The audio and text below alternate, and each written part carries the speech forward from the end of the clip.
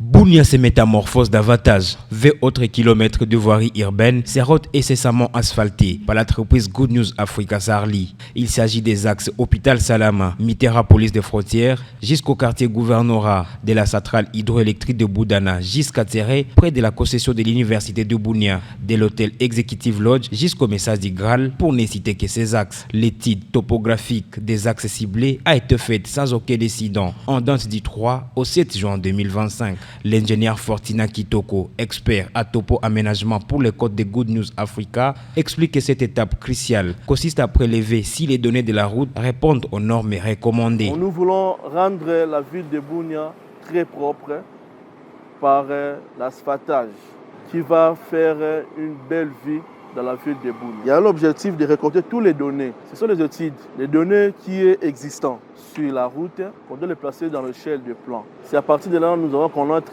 notre emprise. Si l'emprise est petite, là d'office, on va chercher notre route. Comme déjà on voit que l'emprise c'est totalement 7 mètres, donc de la largeur de la route qu'on doit placer. Si on trouve c'est moins de 7 mètres, là on doit déclasser la route pour chercher notre axe. Christophe Tibamwenda Mandro, chef de l'avenue Ala de l'hôtel Executive Lodge jusqu'au message du Graal, s'est dit satisfait du projet désenclavement de sa juridiction. Notre quartier pour bénéficier de cet asphaltage, pour nous vraiment c'est une très grande satisfaction parce que c'était un milieu au départ, c'était enclavé.